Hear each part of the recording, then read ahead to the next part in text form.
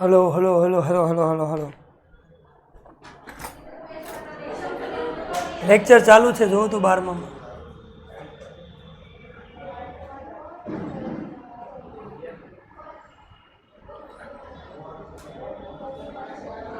ભાઈ તમારા ફોનમાં જુઓ લેક્ચર ચાલુ બતાવે છે 12મા ધોરણમાં, કેમ કે કમેન્ટ કે કોઈ વસ્તુ નથી આવડતી અને લેક્ચર શરૂ નથી થતો.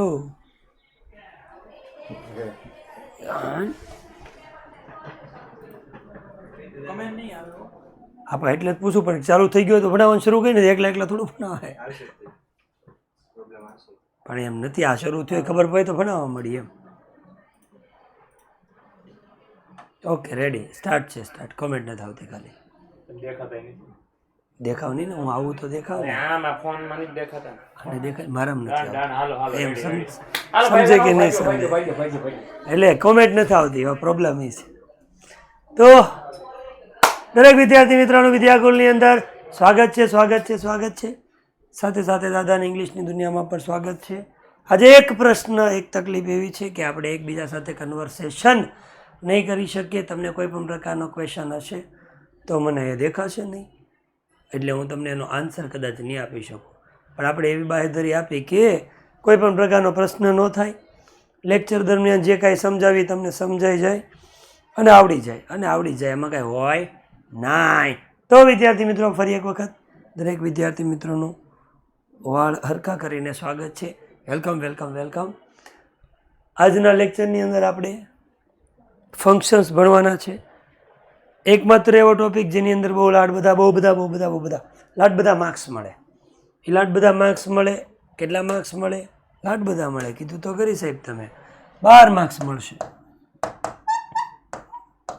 12 માર્કસ મળશે. તો 12 માર્ક્સ આપણે આમાં લેવાના છે. આપણે જાણીએ પ્રમાણે 3 અલગ અલગ માસ્ટર ટોપરવાળા જે છે એને ખબર છે. વારંવાર હું આની વસ્તુ એટલા માટે કહું છું કે મારા માટે એક પણ વ્યક્તિ સામે નવો હશે તો મારે એવું જ માનવું છે કે એની પાસે સંપૂર્ણ ડિટેલ જવી જોઈએ. એટલે એકની એક વસ્તુ 12 વખત એટલે કે 12 બોલવામાં હિન્દીમાં તો કોઈ વાંધો નથી, મને કોઈ ટેન્શન નથી. મને કોઈ ટેન્શન એટલે કે મને કોઈ પ્રશ્ન નથી આવતો, હું બોલી જ લઉં છું. અને શરૂઆત ત્યાંથી જ કરું છું. ફરી પાછા ફંક્શન તમને 12 માર્ક્સની અંદર પૂછાય એવું મેં કીધું. એની અંદર 3 અલગ અલગ ક્વેશ્ચન્સ તમને પૂછાય, જેના અલગ અલગ માર્ક્સ હોય. મારું ડ્રોઈંગ જોઈ અને કોઈને આશ્ચર્ય પામવું નહીં, કેમ કે મારું ડ્રોઈંગ બહુ સારું છે. તો આ 3 અલગ અલગ પ્રકારના ક્વેશ્ચન્સ છે, તમને ફંક્શનની અંદર પૂછાય. એમાંથી ફર્સ્ટ ફંક્શન તમને પૂછાય છે આઈડેન્ટિફિકેશન. એટલે તમને ખબર પડે કે તમે શું ભણો છો એ નવા આવ્યા હોય ને. બીજો જે ક્વેશ્ચન છે એ તમને પૂછાય છે રિસ્પોન્સમાં. અને ત્રીજો જે ક્વેશ્ચન છે એ તમને પૂછાય છે complete the sentence. Complete the સેન્ટેન્સની અંદર. પછી આની વાત કરી માર્ક્સની, તો ભાઈ લાવો, આઈડેન્ટિફિકેશન તમને 3 માર્ક્સ અપાવશે, રિસ્પોન્સ તમને 4 માર્ક્સ અપાવશે અને કમ્પ્લીટ ધ સેન્ટેન્સ તમને 5 માર્ક અપાવશે. એની આગળ વાત કરીએ ભાઈ, તો આ ફંક્શન છે એ કયા સેક્શનમાં પૂછાય સાહેબ, એ તો અમને જરીક જાણ કરો. તો જાણ કરવામાં આવે છે કે આ ફંક્શન છે તમને આઈડેન્ટિફિકેશન છે એ સેક્શન એની અંદર પૂછવામાં આવે છે મિત્રો. રિસ્પોન્સ છે એ પણ સેક્શન એની અંદર વિદ્યાર્થી મિત્રો આવે છે. અને વાત કરીએ સેક્શન કમ્પ્લીટ ધ સેન્ટેન્સ, તો એની વાત કરતાં આપણને માલુમ થાય કે સેક્શન ડીની અંદર પૂછે છે. તો બેઝિક ડિટેલ આપી. હજી આપણે આગળ વધી, આઈડેન્ટિફિકેશન કેવી રીતે પૂછાય સાહેબ હાલો કહો.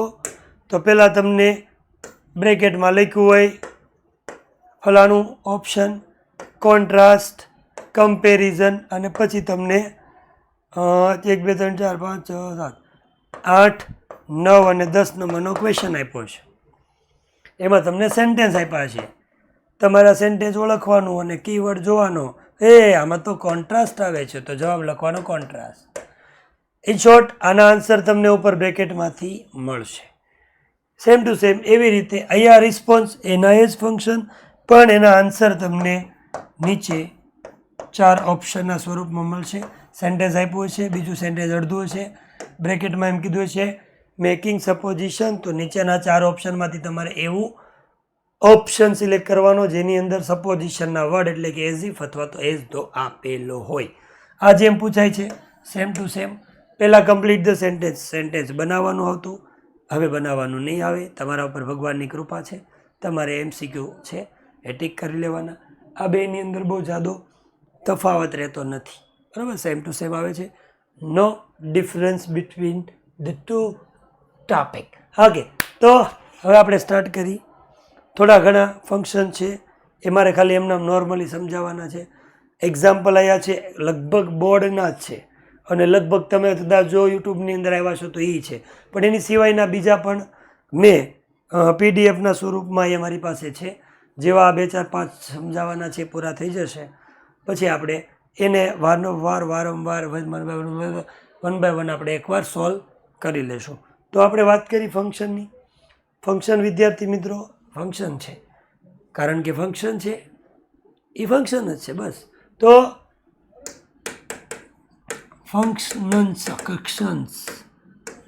ફંક્શન્સ છે એની અંદર આપણે વન બાય વન એક સમજતા જઈએ. પહેલું ફંક્શન હું એમ કહી દઉં કે ભાઈ હાલો હેબિચ્યુઅલ પાસ્ટ, મને જે યાદ આવે હું લખીશ હેબિચ્યુઅલ પાસ્ટ. તો તમને એમ ખબર પડે હેબિચ્યુઅલ પાસ્ટ. અહીંયા કીવર્ડ સીધો કહેવા જ આવ્યો છું, બહુ ઊંધો ડીપમાં ઉતરવા આવ્યો નથી. તમને ફંક્શનમાં હેબિચ્યુઅલ પાસ્ટ કે એટલે આંખો બંધ કરીને આપણે હું ફાઇન્ડ આઉટ કરવાનું છે તો યુઝડ ટુ. શું ફાઇન્ડ આઉટ કરશું? Use to. અહીંયા તમારે યાદ રાખવાનું યુઝ ટુ છે બે રીતે પૂછાય, કાં તો યુઝ ટુ પૂછાય અથવા તો પૂછાશે was use to. To be use to કહેવાય પણ હું વોઝ જ કહી દઉં છું એટલે તમને કન્ફ્યુઝન નહીં. સીધે મુદ્દે પે આતે હે. તમને આઈડેન્ટિફિકેશન ઉપર હેબિચ્યુઅલ પાસ્ટ કીધું એટલે આંખો બંધ કરી અને ફાઇન્ડ આઉટ કરવાનું કે યુઝ ટુ ક્યાં છે. પણ આંખો બંધ કરીને તો આપણે કઈ રીતે ફાઇન્ડ આઉટ કરી શકીએ? આંખો ખોલવાની અને નીચે જોવાનું કે યુઝ ટુ કેમાં છે. હા, બીજા સેન્ટેન્સમાં છે તો આની અંદર હેબિચ્યુઅલ પાસ્ટ આવશે. નીચે તમને રિસ્પોન્સમાં કે કમ્પ્લીટ ધ સેન્ટેન્સમાં કે બ્રેકેટમાં કીધું હેબિચ્યુઅલ પાસ્ટ ફાઇન્ડ આઉટ કરવાનું યુઝ ટુ ક્યાં છે, એમાં છે, બીમાં છે, સીમાં છે, ડીમાં છે, જેમાં હોય એ તમારે ટીક કરી લેવાનું. પણ અહીંયા સાહેબ એક કરતાં વધારે યુઝ ટુ હોય તો શું કરવાનું? તો જોઈ લેવાનું. યુઝ ટુ હોય ખાલી તો એની સાથે હંમેશા ક્રિયાપદનું V1 જ આવશે. પહેલાં યુઝ ટુ જોવાનું, 2 વાર યુઝ ટુ હોય તો બાજુમાં જોવાનું.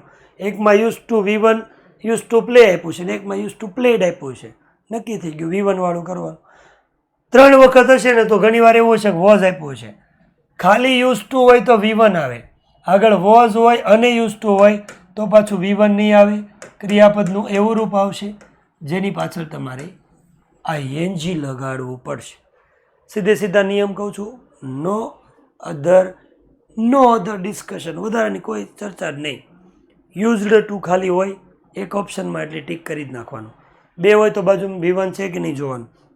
વોઝ યુઝ ટુ હોય તો બાજુમાં જોવાનું ક્રિયાપદનું ING વાળું રૂપ હોય. છતાં પણ આવું વસ્તુ 2માં હોય ને તો 2 ટીક કરી નાખવાનું, ઉપાધિ કરવાની નથી. પછી વાત કરી બીજું. કેવું બીજું? તો બીજું છે એને આપણે કહી દઈએ ઓફરિંગ એડવાઇસ. જો આપણને ઓફરિંગ એડવાઇસ આપે તો આપે દે. તો આપણે ઓફરિંગ એડવાઇસની અંદર કયા કયા શબ્દ યાદ રાખવાના? તો ઓફરિંગ એડવાઇસમાં સજેશન આપવાની હોય તો એને કહેવાય શુડ. અહીંયા ખાલી કહી દઉં, મારે નથી કહેવું તો એ કહેવાય જશે. ટેવ, હેબિટ એટલે ટેવ, પાસ્ટ એટલે ભૂતકાળ. ભૂતકાળની ટેવ દર્શાવવા માટે જે આવે એને હેબિચ્યુઅલ પાસ્ટ કહેવાય. ઓફરિંગ એડવાઇસ એટલે કોઈ પણ વ્યક્તિને કોઈ પણ પ્રકારની એડવાઇસ સલાહ આપવી હોય અને એડવાઇસની જગ્યાએ તમને સજેશન કહે તો એનું જ થાય.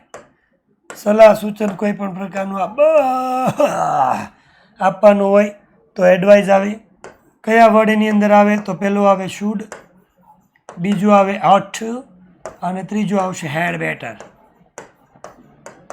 તો સીધા આ શબ્દ મળી જાય એટલે તમારે આંખો બંધ કરીને જવાબ લખી નાખવાનો. એકવાર જોઈ લેવાનું વ્યવસ્થિત લખાય છે કે નહીં, આંખો ખોલે. શુડ ઓટ ટુ અને હેડ બેટર હોય તો. હાલો સર એ વાત સાચી, અમને ખબર પડી ગઈ, પણ should ought to had better વધારે એક કરતાં આપ્યું હોય તો તમારે યાદ રાખવાનું આ ત્રણેય મોડલ ઓક્ઝિલરી કહેવાય, અહીંયા કહેવાય. એટલે આપણે એની સાથે V1 જ આવશે. શુડની બાજુમાં તમને રાઇટિંગ આપ્યું હોય ને શુડ રાઇટ આપ્યું હોય તો આપણે આંખો બંધ કરીને શુડ રાઇટ લખવાનું, તો એ આપણો રાઇટ આન્સર થઈ જશે. રેડી? સાથે ઓપરેટિંગ એડવાઇસ. પછી વાત કરીએ આપણે શોવિંગ રિઝલ્ટ. શોવિંગ રિઝલ્ટ નામ પ્રમાણે इसके गुण है.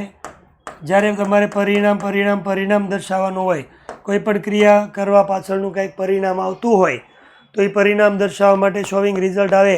સાહેબ એ શોવિંગ રિઝલ્ટની અંદર કયા કયા વર્ડ્સ આવે? તો શોવિંગ રિઝલ્ટની અંદર આવશે ટુ, પછી આવશે ઇનફ ટુ, પછી આવશે સો ધેટ, અને પછી આવશે સચ ધેટ. આ 4 વર્ડ આપેલા હોય એટલે આપણે આંખો બંધ કરીને જવાબ લખશું showing result, showing result, showing result. હવે એમ થાય કે સાહેબ શોવિંગ રિઝલ્ટની અંદર ઇન ઓર્ડર ટુ આપ્યું છે, ઇનફ ટુ આપ્યું, સો ધેટ આપ્યું, પણ બધું તો કન્ફ્યુઝનવાળું છે, બે વાર 3 વાર આવે છે. તો એ યાદ રાખવાનું છે. શું યાદ રાખવાનું? કે જો ટુ હોય તો ટુ પછી ક્રિયાપદનું V1 જ આવવું જોઈએ. ઇનફ ટુ છે એની પછી પણ ક્રિયાપદનું V1 હોય તો જ એ સાચું આવશે, નહીંતર એ સાચું નહીં ગણે. સો ધેટ આપે તો સો ધેટ અને સચ ધેટ પછી હંમેશા બીજું એક વાક્ય આવશે જેની અંદર પહેલાં કરતા હશે, અને બીજું વાક્ય હંમેશા કુડવાળું, કેનવાળું અથવા તો વુડવાળું જ હોય ને. હા, અવાજ બેહી ગયો. કેન કુડ વુડવાળું વાક્ય હોય તો જ તમારી જવાબ ટીક કરવાનો. સચ ધેટ આપ્યું છે તો બાજુમાં જોઈ લેવાનું ભાઈ કયું છે. ભૂતકાળનું આપ્યું હોય તો નહીં ટીક કરવાનું, એ જવાબ નહીં હોઈ શકે. ન જ હોય, નહીં હોઈ શકે નહીં, ના જ હોય. ઓકે. પછી આપણે 4 નંબર જેને આપણે કહેશું મારું ફેવરિટ, મેકિંગ સપોઝિશન કે મેટિંગ સપોઝિશન. સપોઝિશનને શુદ્ધ કાઠિયાવાડી ભાષામાં ધારણા કરવી એવું કહેવાય. જ્યારે કોઈ પણ વ્યક્તિ છે એ કોઈ પણ કામ કરે છે એની પાછળ ધારણા કરવામાં આવે, ફલાણો ફલાણાની જેમ ને એવું નથી કહેતા આપણે કે ઓલો તો જાણે એવી રીતે સિંગિંગ કરે છે જાણે કે બાદશાહ હોય. બાદશાહ હોય નહીં, જાણે કે બાદશાહ હોય. તો જાણે કે જે કેવું છે એના માટે ફંક્શન આવે, કીવર્ડ આવે. આપણે જાણે કે કહેવા માટે આપણે કહેવું પડે એઝ ઇફ, અથવા તમે બીજો ઉપયોગ કરી શકો છો એઝ ધો. બેમાંથી ગમે તે હોઈ શકે છે, એઝ ઇફ અને એઝ ધો. હવે તમને એમ થાય કે સર સાચી વાત છે, એઝ ઇફ અને એઝ ધો ખબર પડી, એક કરતાં વધારે ઓપ્શનમાં 2, 3, 4 ઓપ્શનમાં એઝ ઇફ છે, તો એઝ ઇફ અને એઝ ધો હોય તો પછી બીજા નંબર ઉપર આપણે શું જોવાનું? બીજા નંબર ઉપર જોવાનું એની પછી કમ્પલસરી કરતા આવશે પાછો, જે વ્યક્તિનું આગળ નામ હશે. હાલો એ તે 2માં છે તો પછી પાછું આગળ જોવાનું. કરતા પછી 1000, 1000, 1200, 1533% વર જ આવશે, બીજું કોઈ પણ વસ્તુ નહીં આવે. વોઝ કે એવું કાંઈ નહીં આવે, વર જ આવશે, વર જ આવશે, વર જ આવશે, વર જ આવશે. તો એને આપણે મેકિંગ સપોઝિશન તરીકે ઓળખી જશું. પહેલાં એઝ ઇફ એઝ ધો જોઈ લેવાનું.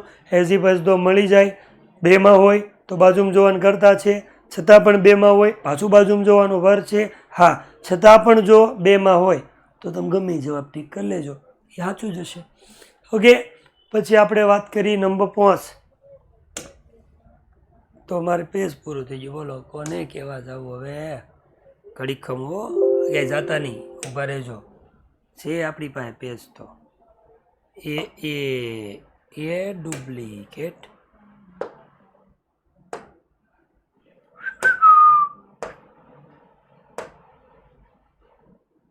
જાને તો જાને તો જા જા જા કબૂતર જા જા જા કબૂતર જા જા તું જા. તો આપણે જોતા હતા એ ફંક્શનની વાત કરી. 4 નંબર સુધી આપણે જોયા. હવે સાર નંબર જોઈ લીધું ને આપણે, સાર નંબર. તો આપણે હવે 5મા નંબરનું જોઈ લઈએ. 5મા નંબર 5મા નંબરનું ફંક્શન છે એને એવું કે પર્પઝ. પર્પઝનો મતલબ થાય છે બાળકો હેતુ દર્શાવો. કોઈ પણ વ્યક્તિ કોઈ પણ પ્રકારનું કામ કરે છે એની પાછળનો હેતુ દર્શાવવા માટે કમ્પલસરી પર્પઝનો ઉપયોગ થાય. કેતન દાદા વિદ્યાકુલમાં જોઈન્ટ થયા શું કરવા માટે? તો એનો પર્પઝ છે વિદ્યાર્થીઓને ઓનલાઈન ભણાવવા માટે. વિદ્યાર્થીઓને ઓનલાઈન ભણાવવા માટે એ પર્પઝ થયો. બરાબર. ફલાણા ભાઈ ઇંગ્લેન્ડ ગયા શું કરવા માટે ગયા? હાયર સ્ટડી માટે ભણવા ગયા. ઇટ્સ અ હેતુ. હેતુ મીન્સ ઓબ્જેક્ટિવ, પર્પઝ. તો પર્પઝ હોય તો તમારે કયા કીવર્ડ આવશે? તો પર્પઝ દર્શાવવા માટે તમારે યાદ રાખવાનું છે in order that, so that, and with a view to. તો તમને એમ થાય સર હમણાં સો ધેટ આવ્યું હતું, એ સો ધેટની અંદર તમે જરીક જોઈ શકો છો સો અને ધેટ છે બે દુશ્મન છે, અલગ અલગ છે. રિઝલ્ટમાં દુશ્મન છે, પર્પઝમાં દોસ્ત છે. સો ધેટ ભેગું આવવું જોઈએ. હવે એમ થાય સર એક કરતાં વધારે ચાલો. ઇન ઓર્ડર ટુ સાથે હંમેશા ક્રિયાપદનું બ્લુ કલરનું પેન આવશે. હંમેશા V1 જ હોય. વિથ અ વ્યૂ ટુ સાથે હંમેશા ક્રિયાપદનું ING વાળું રૂપ જ આવશે. બીજું કોઈ પણ પ્રકારનું રૂપ નહીં આવે.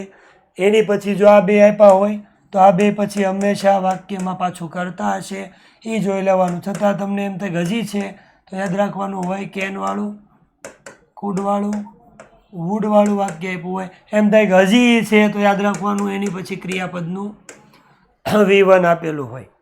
શું આપેલું છે? V1 આપેલું હશે. ઓકે. પછી આપણે આગળ વધી તો આગે बढ़ते हैं. 5 નંબરનું આપણે વાત કરી છે પર્પઝ. પછી વાત કરીએ આગળ 6 નંબરની વાત કરી. 6 નંબરનો ફંક્શન યાદ કરી લો. 6 નંબરનો ફંક્શન આપણે લઈ લઈએ શોવિંગ કોન્ટ્રાસ્ટ. ઓકે, કોન્ટ્રાસ્ટ લઈ લઈએ એટલે કે કોન્ટ્રાસ્ટ લઈ લઈએ. કોન્ટ્રાસ્ટનો વિદ્યાર્થી મિત્રો સીધો અર્થ થાય છે વિરોધાભાસ. બે વાક્ય એકાબીજાથી વિરોધી હોય. કેતન દાદાએ શીખવાડ્યું પણ મને ન આવડ્યું. બે વાક્ય એકબીજાથી વિરોધી છે. શીખવાડ્યું હોય તો આવડવું જોઈએ, નથી આવડતું તો ન ચાલે. બરાબર. એટલે બે એકાબીજાથી વિરોધી હોય કે મારા કાકા જાડિયા છે પણ ઝડપથી દોડે છે. જાડિયા હોય ઝડપથી દોડી ન શકવા જોઈએ, દોડે છે. બે વાક્ય એકબીજાથી વિરોધી છે. તો વિરોધાભાસ દર્શાવવા માટે શોવિંગ કોન્ટ્રાસ્ટ આવે છે. શોવિંગ કોન્ટ્રાસ્ટ માટે કયા કયા શબ્દ યાદ રાખશું? તો આપણે એની અંદર યાદ રાખશું બટ, યાદ રાખશું સ્ટીલ, યાદ રાખશું ધો, આપણે યાદ રાખવાનું અલ્ધો, આપણે યાદ રાખવાનું હાવેવર, આપણે યાદ રાખવાનું ઇન સ્પાઇટ ઓફ, અને આપણે યાદ રાખવાનું છેલ્લું ડિસ્પાઇટ ઓફ. આવા પ્રકારના કોઈ પણ પ્રકારના જો વાક્ય હોય જેની અંદર બે વાક્ય એકાબીજાથી વિરોધી હોય, જ્યારે બે વાક્ય એકાબીજાથી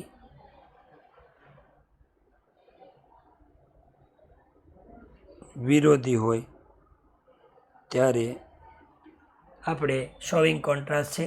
આની અંદર કોઈ પણ વસ્તુ એવું ડિફિકલ્ટ કરી શકે એમ નથી. એને એક જ વર્ડ આપવું હોય, આમાં કંઈ ક્રિયાપદને એની સાથે કાંઈ લેવા દેવા ન હોય. પણ કન્ફ્યુઝન એક વસ્તુ કરે કે જ્યારે બંને વાક્ય આપ્યા હોય, આ બંને વાક્ય યાદ રાખવાના એકાબીજોથી વિરોધી હોવા જોઈએ. બીજું કોઈ કન્ફ્યુઝન ન હોય. બેમાં બટ આપે અથવા એકમાં બટ આપે એકમાં ધો આપે તો એમ કીધું સાહેબ બે જવાબ ન આવે. પણ જો તો ખરી જ્યારે બટ અને ધો આપ્યું હોય તો બંને વાક્ય એકાબીજાથી વિરોધી તો હોવા જોઈએ ને. બે સમાન આપ્યા હોય, કેતન દાદાએ મહેનત કરાવી અમારે સારા માર્ક્સ આવ્યા, તો એને પણ ન આવે. મહેનત કરે જ માર્ક્સ તો આવવાના છે. બસ એટલો કન્ફ્યુઝન કરી શકે. બેટર કન્ફ્યુઝન આની અંદર એ લોકો નથી કરી શકતા. નંબર વાત કરી મારો અવાજ બેસી ગયો છે. વાત કરી નંબર 7, જેને આપણે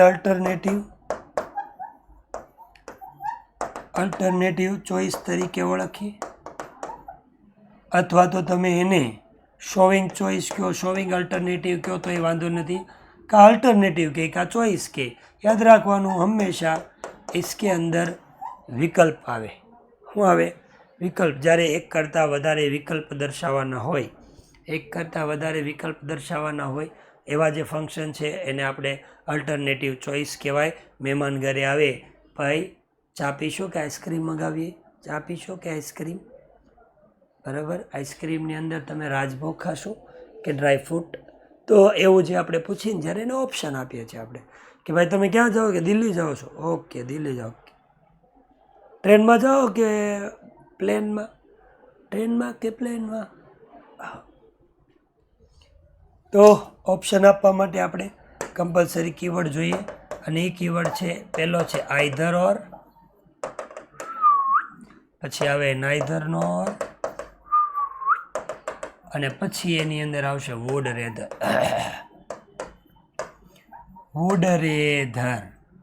બરાબર. આ 3 આપેલા હોય. યાદ રાખવાનું અહીંયા શું હશે કન્ફ્યુઝનમાં? તો યાદ રાખવાનું બંને વિકલ્પ જે છે એ બંને વિકલ્પ છે, એક આઈધર લખ્યા પછી એક વિકલ્પ આવે, અને પછી ઓર લખ્યા પછી બીજો વિકલ્પ આવે. સેમ ટુ સેમ નાઈધરમાં. વુડ રેધરની અંદર એવું કાંઈ ન હોય. આઈધર પછી એક ઓપ્શન આવે, ઓર પછી એક. ક્યારેક એવું કરે કે આઈધર પહેલાં એક ઓપ્શન આપે ને કંઈ આપે. આમાં વધારે કંઈ કન્ફ્યુઝન નહીં. આઈધર ઓર દેખાય એટલે હા કન્ફ્યુઝન કરે. શું કરે? આઈધર લખે અને બાજુમાં લખે નોર. આઈધર નોર ભેગું ન થાય, બેની જોડી નથી. બરાબર. આ બેની જોડી છે. આઈધરના પત્ની છે ઓર, નાઈધરના પત્ની છે નોર. આઈધર કોઈ દિવસ નોરને લઈને રખડવા ન નીકળે, બીજાની પત્ની અને ભાભી થાય. નાઈધર છે ઓરને લઈને ન નીકળે. બરાબર. વહુ બટા થાય, કેમ કે નાના ભાઈની પત્ની છે. તો આઈધર સાથે ઓર જ આવે, નાઈધર સાથે નોર જ આવે. ઓકે. એટલે આ બે જોડી છે, વીખવાની નથી. ખોટો બંનેના ડાયવોર્સ થાય એવા પ્રયત્નો આપણે કરવાના થતા નથી. રેડી? એ બેને એમને સુખી જીવન જીવવા દેવાના છે. તો આઈધર ઓર, નાઈધર ઓર અને વુડ રેધર હોય તો આને આપણે અલ્ટરનેટિવ ચોઇસ કહીશું. આગળ વાત કરીએ, પાણી પીવું પડશે. 8 નંબરની વાત કરી તો 8 નંબરની અંદર આપણે સમજી લો કમ્પેરિઝન કરતા હોય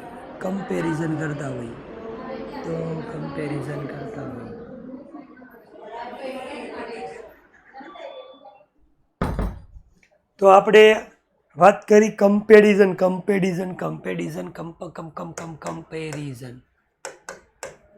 તો આ છે કમ્પેરિઝન કરવી એટલે કહેવાય સરખામણી કરવી.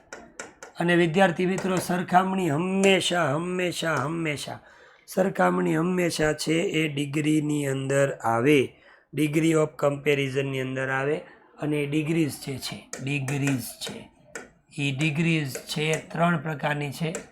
એક પોઝિટિવ ડિગ્રી આવે, એક કમ્પેરેટિવ ડિગ્રી આવે, અને એક સુપરલેટિવ ડિગ્રી આવે. આ 3 પ્રકારની ડિગ્રીઝ તમને આપેલી હશે. એની વાત કરી. પોઝિટિવ ડિગ્રીમાં તમને કયા કયા વર્ડ જોવા મળે? તો તમને જોવા મળશે એઝ, બીજું જોવા મળશે તમને સો એઝ જોવા મળશે, સો એઝ જોવા મળશે. ઓકે. પછી આગળ હજી છે કહો. પછી આ કમ્પેરેટિવ ડિગ્રી હોય તો એની અંદર તમને ER સાથે ધ્યાન જોવા મળશે, સાથે તમને એની સાથે મોર પણ જોવા મળશે. સુપરલેટિવ ડિગ્રી હોય તો તમને ધ જોવા મળશે, અને વિશેષણની પાછળ EST જોવા મળશે, અથવા તો તમને મોર જોવા મળશે. આની સિવાય ઘણા બધા વર્ડ એવા છે કે જેને તમને એક વેરી ફ્યુ હોઈ શકે, એમ કે નો અધર, કે મેની અધર. આવા કોઈ પણ પ્રકારના વર્ડ્સ તમને જો દેખાય, આવા બધા પ્રકારના વર્ડ્સ તમને જો દેખાય તો આપણે એને કમ્પેરિઝન કહેશું, કમ્પેરિઝન કહેવાય. રેડી? પછીની વાત કરીએ 9 નંબરની. તો 9 નંબર ઉપર આપણે 9 નંબર લઈએ. 9 નંબરની અંદર આપણે સમજી લો લઈ doer is not important. Doer is not important IMP બેચ. ડુઅરનો મતલબ થાય છે ભાઈ સુવર, એટલે કે ડુઅર એટલે થાય કરતા. વાક્યની અંદર જે જગ્યાએ કર્તાનું મહત્વ ન હોય એને ડુઅર ઇઝ નોટ ઇમ્પોર્ટન્ટ કહેવાય. આપણે પેસિવ ભણ્યા એમાં કીધું એક્ટિવમાં કર્તાનું મહત્વ હોય, પેસિવમાં કર્મનું મહત્વ હોય. કર્તાનું મહત્વ ન હોય તો કોનું મહત્વ હોય? કર્મનું મહત્વ હોય. કર્મનું મહત્વ કેમાં હોય? તો યાદ રાખવાનું હંમેશા કર્મનું વાક્ય મહત્વ હોય. કેવા વાક્યમાં? પેસિવના વાક્ય હોય એ ડુઅર ઇઝ નોટ ઇમ્પોર્ટન્ટમાં આવે. કેમ ખબર પડે? તો તમારે યાદ રાખવાનું હંમેશા એની અંદર પહેલાં કર્મ આવશે, એની પછી હંમેશા ટુ બીનું રૂપ આવશે, અને એની પછી હંમેશા ક્રિયાપદનું V3. બાયવાળું આવે એવું કહેતો નથી. બાય કરતા ન આપ્યો હોય તો બાય નો પણ આવે, બરાબર. કોકને બાય નોય હોય, વાંઢોય હોય, તો કર્મ ટુ બીન V3 એટલું આવે એટલે એ નક્કી જ હોય. એ પેસિવનું વાક્ય હોય. વાક્યની શરૂઆત કર્મથી થઈ હોય એટલે તમારે સમજી જવાનું કે આ વાક્ય પેસિવનું વાક્ય છે. બાયનો ફોન આવ્યો. હાલો બેન, બોલો નહીં. હવે એવું લેક્ચર પૂરો કરીને ફોન કરું, 20 મિનિટ આપો નહીં. ઓકે, તો અહીંયા કર્મથી વાક્યની શરૂઆત થઈ ગઈ હોવી જોઈએ. કર્મથી વાક્યની શરૂઆત. રેવડી? એને કહેવાય ડુઅર ઇઝ નોટ ઇમ્પોર્ટન્ટ. આ વારંવાર પૂછાય. પહેલાં તમારે એમ થાય ને કે 10 કરવા છે તો પહેલાં આ 10 કરજો. પછી આવે રિપોર્ટિંગ. રિપોર્ટિંગનો મતલબ થાય છે વિદ્યાર્થી મિત્રો રજૂઆત કરવી. અને રજૂઆત તો ભાઈ આપણે ઇનડાયરેક્ટ સ્પીચ સિવાય કોઈ જગ્યાએ થતી નથી. તમને ખબર છે એ ઇનડાયરેક્ટ સ્પીચના વાક્ય હોય, બરાબર. ઇનડાયરેક્ટ સ્પીચનું હોય. ફલાણો, પૂછડો, ઢીકણો. હું લખું છું ઇનડાયરેક્ટ, હા બરાબર લખું છું. તો ઇનડાયરેક્ટ સ્પીચના કોઈ પણ વાક્ય આપેલા હોય. ઇનડાયરેક્ટ સ્પીચની અંદર જેમાં બોલનારનું નામ આપ્યું હોય, સાંભળનારનું નામ આપ્યું હોય, અથવા વાક્ય કોઈ પણ પ્રકારનું આપેલું હોય. શું આપેલું હોય? બોલનાર, સાંભળનાર, વાક્ય. બોલનાર, સાંભળનાર, વાક્ય એવું તમને આપેલું હોય. ફલાણા સેટ ટુ પૂછડા, પૂછડા સેટ ટુ ઢીકણા, ઢીકણા સેટ ટુ આમ તેમ એવું કંઈ આપ્યું હોય. ફોર એક્ઝામ્પલ એમ કીધું હોય કે લેલા ટોલ્ડ આસ્કડ, એવું કંઈ પણ વસ્તુ કહીએ. Laila said Majnu that she loved him very much. એટલે કે બોલનારનું નામ આપ્યું હોય, સાંભળનારનું નામ આપ્યું હોય. બોલનારનું નામ, સાંભળનું નામ, પછી વાક્ય આપેલું હોય એટલે તમારે સમજવાને ડુઅર ઇઝ નોટ ઇમ્પોર્ટન્ટ કહેવાય. ઓકે, એની પછી વાત કરીએ આગળ 11 નંબરની વાત કરીએ. તો 11 નંબરનું વાત કરી તો 11 નંબરનું વાત એવું કરીએ કે 11 નંબરની અંદર આપણે યાદ કરવું છું એટલે હું વારે વારે બોલું. 11 નંબરમાં આપણે કહીશું manner of action. Manner of action. Manner of action કે એક્શન એટલે થાય કાર્ય. કોઈ પણ વ્યક્તિની કાર્ય કરવાની મેનર એટલે રીતને કોપી કરવાની હોય ને આપણે મેનર ઓફ એક્શન તરીકે ઓળખીએ. કોઈ પણ વ્યક્તિની કામ કરવાની રીત જે હોય એને રીતને ઓળખવા માટે આપણે શું કરશું? મેનર ઓફ એક્શનનો ઉપયોગ કરશું. મેનર ઓફ એક્શનની અંદર વહેલા કયો ફંક્શન્સ આવે, કીવર્ડ આવે જેનાથી આપણને સાહેબ ખબર પડે? તો એની અંદર મેનર ઓફ એક્શનની અંદર કાં તો તમને આપ્યું હશે એઝ અથવા તો તમને આપ્યું હશે લાઇક. બે અલગ અલગ છે. એઝ આપ્યું હોય અથવા તો લાઇક. કદાચ જો તમે જોતા હોય અને તમારે ખોટું કદાચ જો પોલ આવતો હોય તો આપણે એકવાર ટ્રાય કરી જોઈએ છીએ, પણ નહીં આવતો હોય બોલવાનું શરૂ રાખીએ. મેનર ઓફ એક્શન કહે ત્યારે એઝ અને લાઇક આવશે. મેનર ઓફ એક્શન હોય એટલે એઝ અને લાઇક આવશે, અને મેનર ઓફ એક્શન હોય એટલે એઝ અને લાઇક આવે. જે વ્યક્તિને આ કીવર્ડ આવડતા હશે એને 12 માર્ક્સ ફંક્શનના આવશે. બરાબર, ચિંતા કરતા નહીં. કાલનો લેક્ચર એવું લાગશે ને આજ મને પોતાને તે ભણાવવામાં મજા આવે છે પણ ઇન્ટરેક્શન નથી એટલે હું ફંક્શન જ સમજાવું છું. સોલ્યુશન આપણે કાલ કરશું. મારે કાલ ફંક્શનનો લેક્ચર નહોતો લેવાનો, પણ આઈએમપી બેચની અંદર એક વધારાનો લેક્ચર ફંક્શનનો લેશું જ્યારે આપણે સામસામા કન્વર્સેશન કરી શકશું. બરાબર, એટલે આજે હું વાંધો નહીં, એક પણ એક્ઝામ્પલ સોલ્વ થાય ને સમય રહેશે ને તો એ હું નહીં કરું, ટાઈમપાસ કરી નાખીશ. કારણ કે કન્વર્સેશન નથી થતું એટલે મને એવું થાય હું એકલો બોલું છું. તમને કોઈને આવડતું હશે કે નહીં આવડતું હોય, કંઈ પ્રશ્ન હશે તો મને પૂછશે. કઈ રીતે બિચારા મૂંઝાતા હશે, ઘાંઘા થતા હશે, તો મારે ઘાંઘા કોઈને થવા દેવા નથી. એટલે આપણે યાદ રાખવાનું છે કે આપણે કાલે જે એક લેક્ચર લેશું. બોલો ને ધમભાઈ?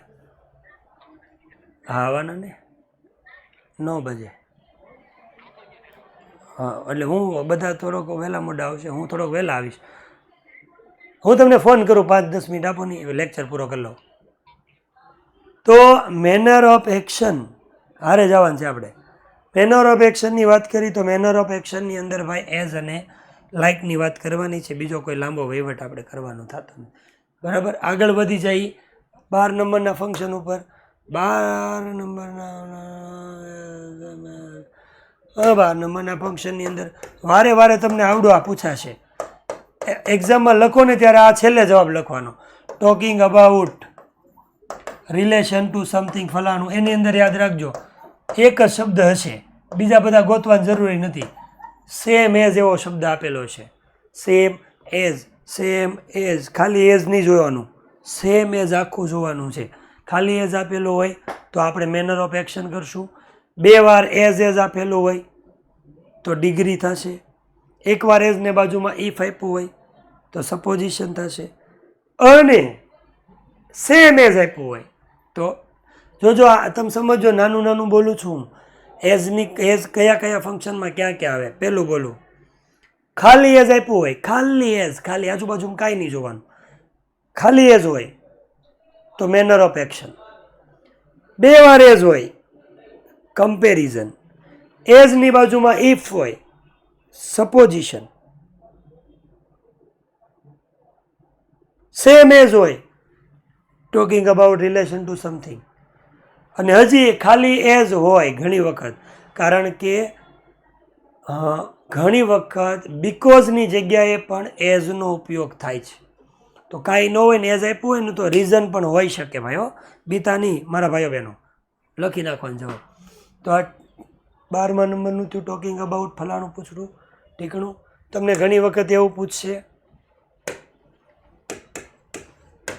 એક્સક્લેમેશન કે, ઇમોશન કે, ગ્રીટિંગ્સ કે, આવા કોઈ પણ પ્રકારના. આવું બહુ હોય નહીં. હવે બધું આવ્યું નહીં, બધું ચીલા ચાલુ છે. 12માંથી એકાદામાં આવશે, 12માંથી એકાદામાં આવશે. તો હા, તો આવું કંઈ પણ આપ્યું હોય એટલે તમારે યાદ રાખવાનું, ઉદ્ગારનું ગમે વાક્ય લખી દેવાનું. અથવા તો એવા શબ્દો આપ્યા હોય થેન્ક યુ ને, સોરી ને, ગુડ મોર્નિંગ ને, યુ આર વેલકમ ને, આઈ એમ ફાઇન ને, how are you, what are you doing, આવા કોઈ પણ શબ્દો હોય. આવું આવતું નથી છતાં આપણે કહી દઈએ. 14 નંબરની વાત કરી. હા, આવું તમને કન્ફ્યુઝન કરે છે એ લોકો, બીવરાવે છોકરાઓને બહુ બિચારાને. એ એવું કે ડિક્લાઇન. હવે આવું અઘરું ક્યાંથી લઈ આવું? ડિક્લાઇન. હવે ડિક્લાઇન એટલે બીજું કાંઈ નથી ભાઈ, નકાર કહેવાય. નકારવું. નકારવું એટલે શું હોય ભાઈ? નેગેટિવ સેન્ટેન્સ હોય, જે નેગેટિવ સેન્ટેન્સ હોય એને ડિક્લાઇન થયું. એટલે કે જે વાક્યની અંદર તમને નોટ જોવા મળે એ ડિક્લાઇન હોય. Oh I am sorry, I am not coming with you. ભાઈ આ ડિક્લાઇન છે, એમાં નોટ કીધું છે, બીજું કાંઈ નથી કીધું. આવું અમુક શબ્દ છે, એના આધારે તમને ખાલી શું કરે, ભોળવવાની પ્રયત્ન કરે. છોકરા ખોટું લખે. આપણે છોકરા ખોટું લખે જ નહીં ભાઈ, વિદ્યાકુલના છોકરા. તો નંબર 15 ઘણી વાર એવું આપશે describing person. Describing person. Describing person આપે એટલે તમારે કેટલા શબ્દ યાદ રાખવાના? 3 શબ્દ માત્ર, વુ, વુઝ અને વુમ. ધેટ્સ ઇટ, વાત પૂરી થઈ ગઈ. એવું આપ્યું હોય વુ, વુઝ અને વુમ, પણ એ વાક્યની શરૂઆતમાં ન હોય ભાઈ, લાવ, વાક્યની વચ્ચે હોય. બરાબર, યાદ રાખજો. આ વુ, વુઝ, વુમ પાછા તમે વાક્યની શરૂઆતમાં હોય તો ઠોકમ ઠોક નહીં બોલાવતા, વચ્ચે હોવા જોઈએ. કેમ કે વુ, વુઝ, વુમ વાક્યની શરૂઆતમાં હોય તો આપણે ક્વેશ્ચન થઈ ગયો, આસ્કિંગ. હવે આસ્કિંગ આવ્યું તો પૂછી જ લે. એમ કીધું હોય આસ્કિંગ, અય પેન નહીં હાલે મારે. આ એમ કે આસ્કિંગ અબાઉટ, આસ્કિંગ અબાઉટ, અથવા આસ્કિંગ કે, અથવા તો ક્વેશ્ચન કે, અથવા તો ઇન્ક્વાયરી કે, આ બધાનો મતલબ પૂછપરછ થાય. અને પૂછવા માટે ભાઈ તમારે ચિંતા જ નહીં કરવાની. પૂછપરછ હંમેશા WH ક્વેશ્ચનથી થાય. વુ, વોટ, વેર, વેન, એટલે WH થી શરૂ થતું વાક્ય અહીંયા વચ્ચે છે, WH થી શરૂ થતું વાક્ય છે, એ બધા વાક્ય છે એ આસ્કિંગ ઇન્ક્વાયરી આવતા નથી. કોઈ દી નથી પૂછતા. તમે થોડા નાના 10માં ભણો 12માં ભણો નથી આવતું આવું, તો આવું આવે બરાબર. એની પછી તમને ડિસ્ક્રાઇબિંગ પર્સનની સાથે સાથે તમને કહે ડિસ્ક્રાઇબિંગ થિંગ. પર્સન એટલે વ્યક્તિ થાય અને ડિસ્ક્રાઇબિંગ થિંગ, પર્સન એટલે વ્યક્તિ, થિંગ એટલે વસ્તુ. કોઈ પણ વસ્તુને ડિસ્ક્રાઇબ કરવાની હોય તો તમારે વચ્ચે એક જ શબ્દ ગોતવાનો છે, પણ બે શબ્દ ગોતવાના. કાં તમારે ગોતવાનું વચ્ચે વિચ, કાં તમારે વચ્ચે આપેલું હશે ધેટ. આ બે શબ્દ આપેલા હોય એટલે તમારે સમજવાનું કે આ ડિસ્ક્રાઇબિંગ થિંગ છે, ડિસ્ક્રાઇબિંગ થિંગ છે. એની પછી તમને જો આપેલું હોય ડિસ્ક્રાઇબિંગ પ્લેસ અથવા તો લોકેશન, બધું એકનું એક જ થાય ભાઈ. લાવ પ્લેસ, લોકેશન એવું કંઈ પણ આપ્યું હોય એટલે તમારે યાદ રાખવાનું કોઈ પણ જગ્યા હોય, કોઈ પણ સ્થળનો ઉલ્લેખ કરી દીધો હોય. પણ હવે તમે 10માં નથી એટલે એવું નહીં કરે. પાવાગઢ એટલે હું ડિસ્ક્રાઇબિંગ નહીં, એ તમને આવું આપશે વેર, કે જ્યાં, પછી આપશે વેરેવર, કે જ્યાં જ્યાં, વેર એટલે જ્યાં, વેરેવર જ્યાં જ્યાં. આવું વાક્યની અંદર તમને આપેલું હશે. એને પાણી પીવું છે ગમે તો વેર અથવા તો વેરેવર આપેલું હોય, એની પછી ક્યાંક ને ક્યાંક સ્થળનો ઉલ્લેખ કરેલો હશે, ક્યાંક ને ક્યાંક સ્થળનો ઉલ્લેખ કર્યો હોય એટલે આને કહેવાય લોકેશન અથવા તો પ્લેસ તરીકે આપણે એને ઓળખીએ. આની પછી નંબર આપે આપણને, પાછું આપણે એક ઘટ્યું, પાછા આપણે આગળ વધી. થેન્ક યુ મેડમજી, હું ગ્લાસ લેતો આવ્યો, થેન્ક યુ. તો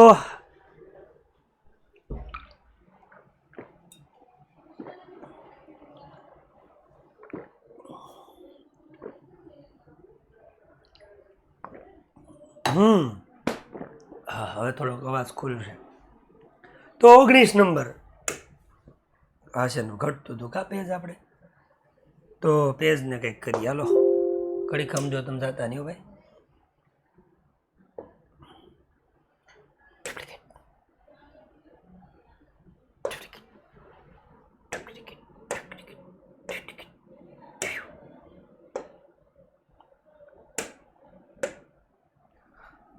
હા, આગળ વાત કરી ડિસ્ક્રાઇબિંગ પ્લેસ લોકેશનની.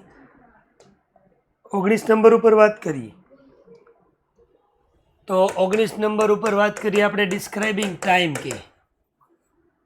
બરાબર, જ્યારે ટાઈમ કે તો 6 o'clock એ ટાઈમ જ કહેવાય. બરાબર, એટ ઇવનિંગ એને ટાઈમ જ કહેવાય, અર્લી મોર્નિંગ એને ટાઈમ કહેવાય, નેક્સ્ટ મંથ એને ટાઈમ કહેવાય, ટુમોરો એને ટાઈમ કહેવાય.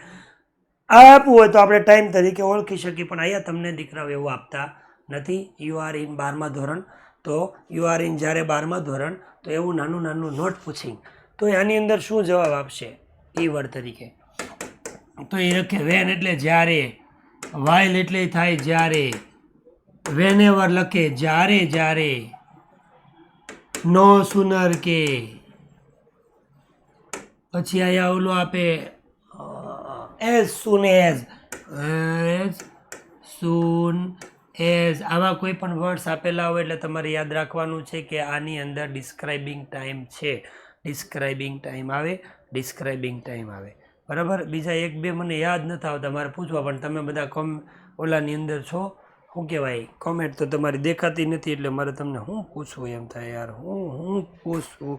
તો અહીંયા 19 ડિસ્ક્રાઇબિંગ ટાઈમની વાત થઈ. એક જ વસ્તુ યાદ રાખવાની, આ 12 માર્ક્સ તમારા ક્યારે કવર થશે? જ્યારે જ્યારે જ્યારે જ્યારે આપણને કીવર્ડ આવડતા હશે તો 12 માર્ક્સ મળશે. કોઈ ચિંતાની જરૂર નથી. કીવર્ડ એકવાર કોષ્ટક છે મોઢે કરી નાખવાનું. અહીં મેં લખાવ્યા એની અંદર બધા વર્ડ્સ આવ્યા છે. કીવર્ડ જો તમને મોઢે થઈ ગયેલા હશે તો કોઈ પણ વાક્ય છે એને તમે કરી શકશો. હજી મને યાદ આવશે કાલે હું 20મું લખીશ. અત્યારે ખાલી 3 મિનિટ છે, 2-4 એક્ઝામ્પલ તમને મારે સોલ્વ કરાવવા છે. તો હવે જો દાખલા તરીકે આ વાક્ય હોય, કયું છે એ નથી ખબર મને. What should do I do to reduce my weight. મારે મારા વજનને ઘટાડવા. આ રિસ્પોન્સ કયો કે કમ્પ્લીટ ધ સેન્ટેન્સ, બે સેમ જ આવે. શિલ્પા દીદી એવું પૂછે છે કે શિલ્પા શેટ્ટી છે ને ઓલી, નથી આવતી, હા, એણે પૂછ્યું દયા ભાભીને કે મારે મારું વજન ઘટાડવા માટે શું કરવું જોઈએ. આપણે એ કાંઈ નથી જોવું, શિલ્પાએ નથી જોવી, દયાએ નથી જોવી, આપણે આ જોવાનું સજેશન. સાહેબ સજેશનના ફંક્શનમાં તમે કંઈક 3 શબ્દ બોલ્યા હતા, શુડ, ઓટ ટુ અને had better. Should, ought to, had better. જો તો આમાં ક્યાંય શુડ છે? इसमें है नहीं है, इसमें